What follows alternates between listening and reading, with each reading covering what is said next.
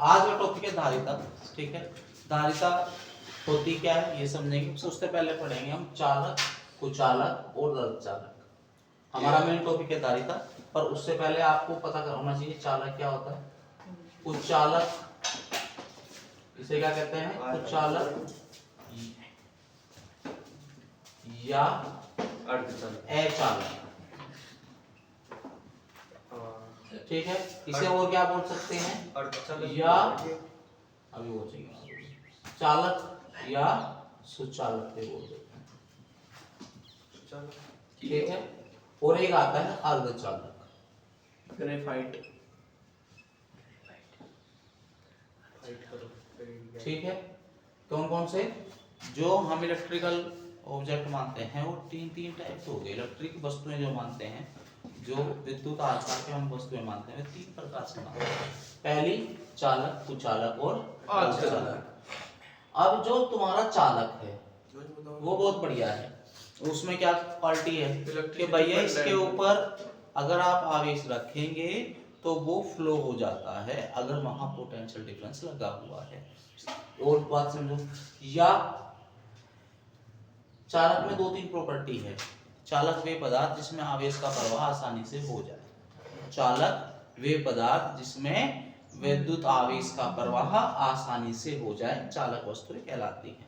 जैसे चांदी, सोना, लोहा, एल्यूमिनियम, स्टील, तांबा, पीतल, ये क्या कहलाएंगे? सब चालक वस्तुएं कहलाएंगी। समझ में आया? यानी कि चालक वे वस्तुएं जिसमें विद्युत धारा या आवेश, विद्युत धारा क्या होती है? आवेश का प्रवाहित हो है एकांक समय में, तो वो क्या हो गया आपका?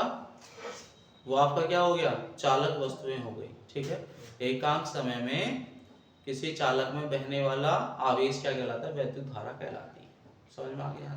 जस्ती में भी करंट रहता है चालक। ठीक है, एकांक आवेश में आवेश प्रवाहित को इसमें जो तुम्हारा चालक है उसमें आवेश का प्रवाह कह दो या विद्युत धारा कह दो। विद्युत धारा, इनमें दोनों का फ्लो हो जाएगा। बेसिकली क्या है, ये एक ही बात चीज है। पर विद्युत धारा किसे कहता है? आवेश का प्रवाह समझते हो, यानी कि आवेश एक जगह से दूसरी जगह जा सकता है। ठीक है, अगर ये कोई चालक है तो यहाँ पे अगर आपने आवेश रखे होगे तो ये धीमे धीमे धीमे धीमे धीमे आगे फ्लो कर जाएगा। ऐसे नहीं करेगा कि यही अकेला करेगा। जब पीछे से दाब पड़ेगी ना दूसरे आवेश की, या पोटेंशियल डिफरेंस बनेगा, विद्युत विभवांतर बनेगा, तभी ये फ्लो करेगा, अदरवाइज फ्लो नहीं करेगा। समझ में आया? अब सुनो, विद्युत धारा और आवेश प्रवाह में क्या संबंध है? समझ में आया? चालक वे वस्तुएं जिसमें आवेश या विद्युत धारा का प्रवाह आसानी से हो जाए चालक वस्तुएं कहलाती है। जैसे आपको बताया मैंने चांदी, और कौन सा बताया? सोना, और कौन सा बताया? पीतल, और कौन सा बताया? तांबा, लोहा, एल्यूमिनियम, ठीक है, जिंक, कॉपर। हाँ, जिंक वो हो गए जो उसमें लगा है, उसमें क्या कह रहे हैं जिसमें प्रेस में वो नीचे हो गई रहती है, वो जो वायर होता है वो तो वो दूसरी धातु का बना होता है। यहाँ तक समझ में आया? जिंक भी एक मेटल है। जिंक भी गर्म हो गए। हाँ, गर्म भी होता है, सब कुछ होता है। सारे लक्षण जो होंगे चांदी, सोने, पीतल वाले होंगे। ये क्या है? जिंक भी एक धातु है, उसमें भी विद्युत धारा का प्रवाह आसानी से हो पाता है। ठीक है, अब सुन लो विद्युत धारा में और इन दोनों में क्या संबंध है? विद्युत आवेश प्रवाह धारा, किसी चालक में एकांक समय में बहने वाला आवेश की मात्रा। ठीक है, किसी चालक में एकांक समय में बहने वाले आवेश की मात्रा को क्या कहते हैं? विद्युत धारा कहते हैं। कैसे लिखोगे? किसी चालक में,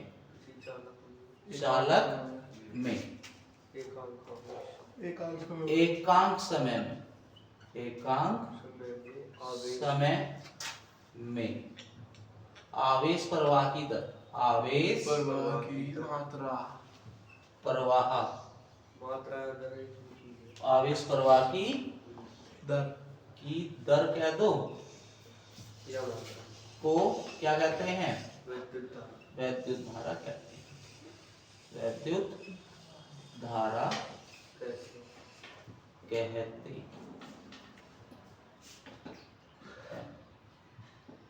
समझ आया? अगर किसी चालक में बहने वाली धारा I मान के चल रहे हो और उस चालक में बहने वाला आवेश Q है और T समय में बहा है, तो ये क्या बन गया? I बराबर Q/T। और ये एक मूल राशि है, मूल राशि नहीं है, तो ये अदिश, ठीक है। मूल राशि वे राशियां होती हैं जो दूसरों के ऊपर निर्भर नहीं करती, अपनी इंडिपेंडेंट है। समझ में आया? इसका ये किसी और पे निर्भर नहीं करती है। कहोगे भैया आवेश पे वो कर रही है, कैसे कर रही है? आवेश के प्रभाव पे निर्भर कर रही है, पर जो इसका मात्रक है ये मूल राशि है, अपनी तरह की यूनिक है, ठीक है। और इसका जो मात्रक होगा ना वो एम्पियर होगा। क्या होगा? मतलब धारा पर, ठीक है, एम्पियर होगा। और इसका जो विमा लिखी जाएगी ऐसा ए लिखोगे, ठीक है। समझ में आया? यहाँ तक कोई दिक्कत नहीं है। आवेश पर यानी कि पता चल गया। या तो आप क्या कह दीजिए, चालक में आवेश का प्रवाह आसानी से हो सकता है या विद्युत धारा का प्रवाह आसानी से हो सकता है, तो वे वस्तुएं क्या कहलाएंगी? चालक वस्तुएं कहलाती हैं। आया दिमाग में सेट हो गया? ठीक है। आवेश प्रवाह की तरफ, हाँ हाँ, आवेश प्रवाह की दर को एकांक समय तो लेना पड़ेगा ना आपको, समय तो आपको लेना पड़ेगा, ठीक है ना। क्योंकि धारा बह रही है तो मतलब आवेश ही तो बह रहा है, और आवेश को बहने में कुछ ना कुछ तो टाइम लगेगा ना, तो उसे क्या कहेंगे? एकांक समय में बहने वाली आवेश को क्या कहेंगे? अच्छा, यहाँ तक समझ में आ गया भैया? ठीक है, ये समझ में आया। चालक का प्रवाह क्या होता है, आवेश की ये क्या होते हैं? ये किस में हो रहा है? सब चालक में हो रहा है, यानी कि सभी चालक वस्तु में आवेश का प्रवाह या विद्युत धारा का प्रवाह होना लाजमी है, जरूरी है, ठीक है। और दूसरा क्या आ जाएगा? अब आ जाएगा जी कुचालक। भाई साहब, कुचालक बोल दो या अचालक बोल दो, ठीक है। पैराविद्युत भी बोल देते हैं, पैराविद्युत पदार्थ, ठीक है। ये क्या होगा? इसमें विद्युत आवेश का प्रवाह होगा ही नहीं। आवेश का प्रवाह बोल दो या उल्टा हो जाएगा इसका ही बस। हाँ जी, उसका ही तो उल्टा है।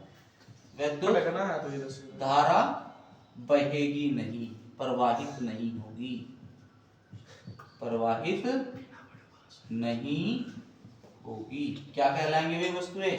अचालक या कुचालक वस्तुएं कहलाती हैं। यहाँ तक समझ में आ गया? ठीक। अब इसमें कुछ अर्धचालक पे क्या होता है? अर्धचालक ये जैसे ये क्या होगा? जैसे लकड़ी, सूखी लकड़ी होगी, कागज, सूखी लकड़ी, और क्या हो गया? कागज हो गया, पत्थर, रबड़ हो गई, प्लास्टिक हो गई, बहुत सारी चीजें हो सकती हैं, ठीक। अब आता है अर्धचालक। तीसरा कौन सा? अर्धचालक। अर्धचालक वे वस्तुएं जिसमें आवेश का प्रवाह सिर्फ विशेष स्थितियों में होता है, थोड़े मात्रा में, विशेष स्थिति में होगा। कैसे होता? क्या है, जैसे जैसे टेम्परेचर बढ़ाते हुए जाओगे तो वो क्या करने लगेंगे? चालक की तरह बिहेव करने लगेंगे। और अगर चालक की तरह बिहेव कर रहा था, अगर रूम टेम्परेचर से नीचे ले जाओगे यानी कि उसका टेम्परेचर कम कर दोगे, तो उसका आवेश का प्रवाह आसानी से नहीं होगा, ठीक है। समझ में आ गया? और इसलिए क्या करते हैं, यहाँ तक समझ में आ गया? कोई दिक्कत नहीं है। विशेष स्थितियों में या उसमें इम्प्योरिटी मतलब अशुद्धियां मिला दी जाती हैं, तो उसमें क्या करते हैं? सेमीकंडक्टर बन के आएंगे, पी टाइप, एन टाइप, वो भी डिटेल में हम पढ़ेंगे, ठीक है। यानी सिर्फ विशेष स्थितियों में होंगे, जब उसमें कोई पेंटावेलेंट अशुद्धि या ट्राइवेलेंट जिसके आउटर मोस्ट सेल में 5 इलेक्ट्रॉन हो या 3 इलेक्ट्रॉन हो, वे अशुद्धियां मिलाई जाती हैं, उसे भी डिटेल में पढ़ेंगे, कोई दिक्कत नहीं है, ठीक है। कुचालक समझ में आया, अर्धचालक समझ में आ गया और सुचालक समझ में आ गया होगा। अब इनकी दोनों की बात हमें स्पेशल करनी पड़ेगी, किस किस की? कुचालक की और अर्धचालक की, ठीक है। इनमें कुचालक में विद्युत आवेश फ्लो क्यों हो रहा है? कुचालक की बात कर रहे हैं ना, कुचालक में विद्युत आवेश का प्रवाह क्यों नहीं हो रहा? ठीक है। जो हमारी धातुएं होती है ना, उनके पास एक चीज होती है जिन्हें कहते हैं मुक्त इलेक्ट्रॉन। क्या कहते हैं? मुक्त इलेक्ट्रॉन, ठीक है।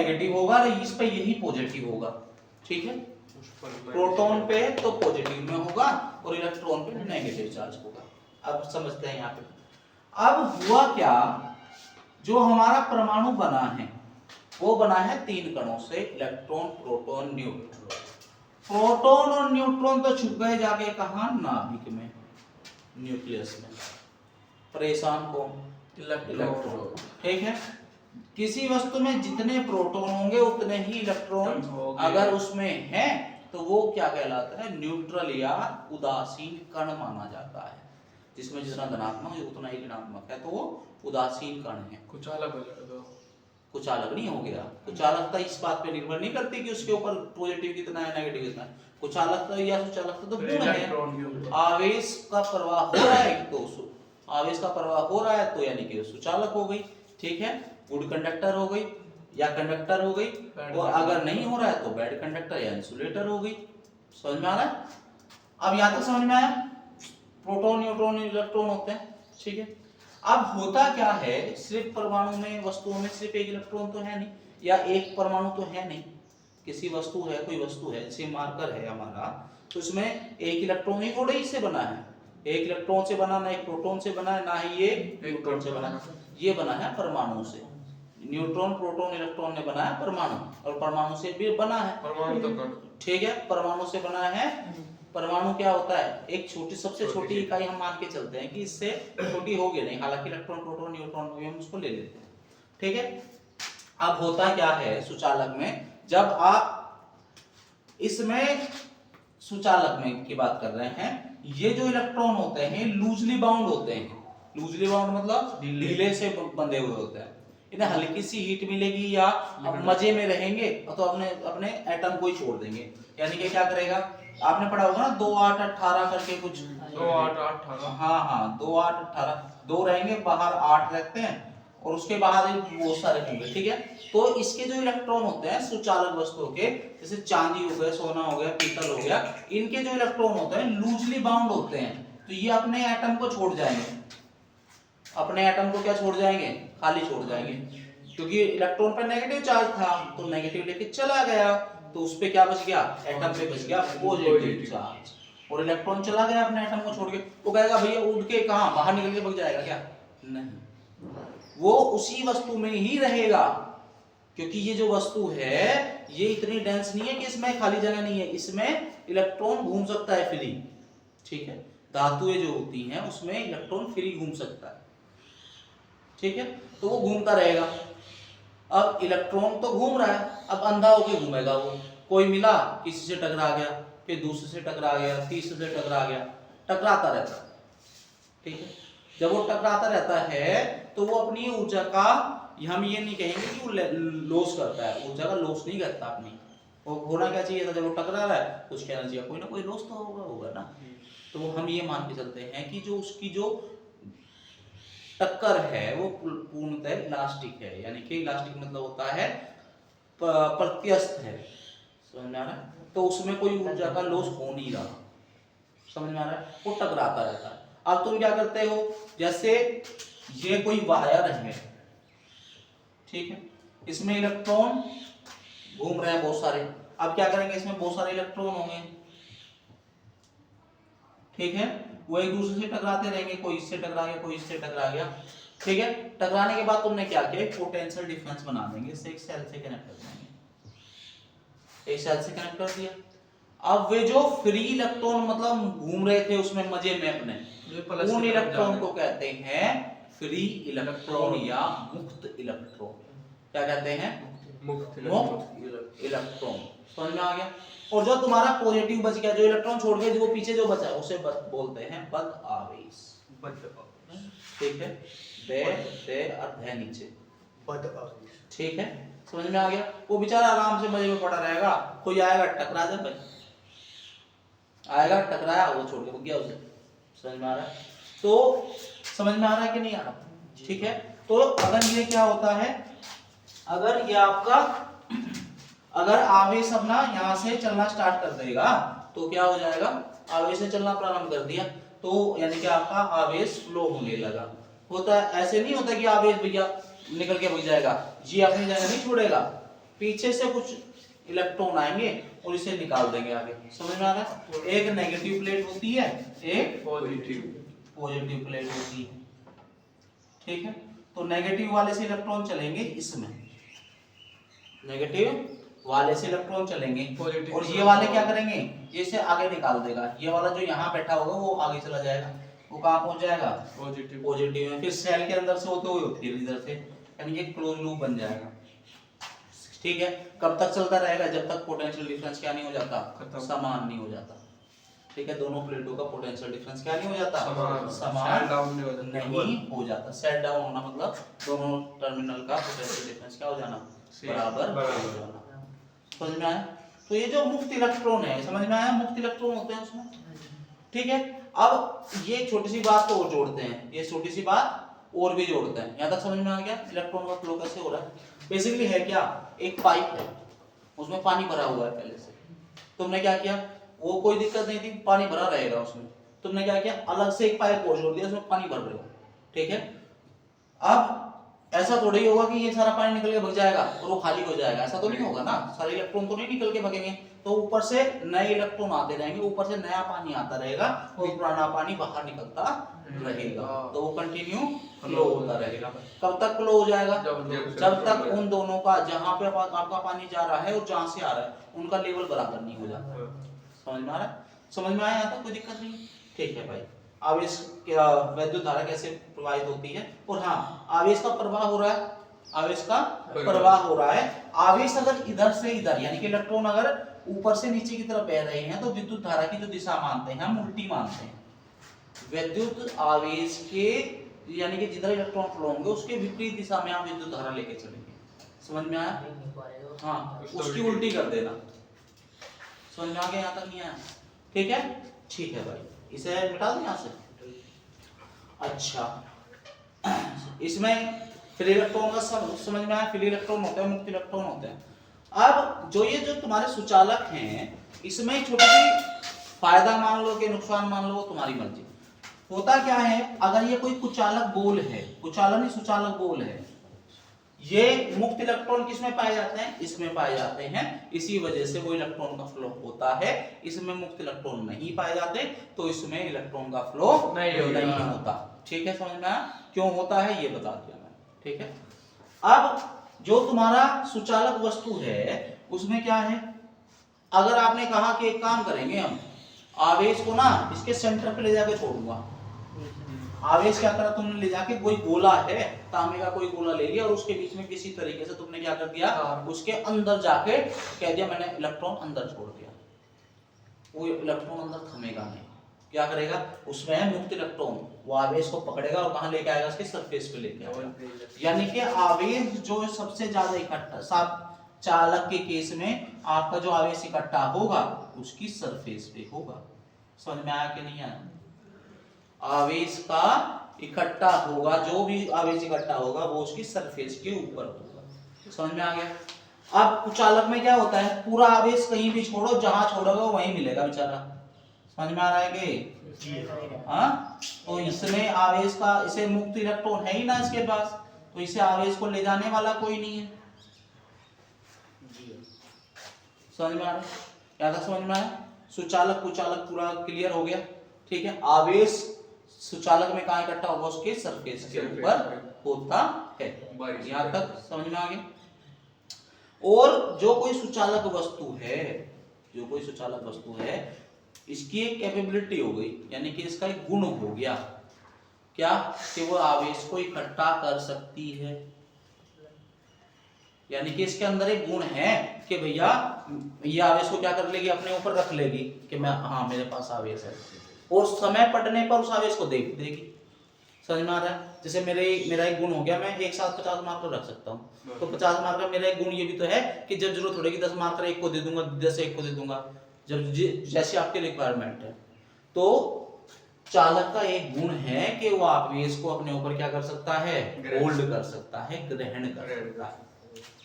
और उसकी अधिकतम क्षमता कि वो कितना आवेश ग्रहण कर सकता है, ठीक है, 50 गुलाम हो गया, 50 माइक्रो गुलाम हो गया, आप गुलाम तो बहुत बड़ा हो जाता है, ठीक है, ठीक है, तो कितना आवेश रख सकता है अपने पास, तो वो उसकी जो कैपेसिटी है आवेश को अपने ऊपर रखने का जो गुण है, ठीक है, कि अधिकतम कितना रख सकता है, उसे कहते हैं आप धारिता।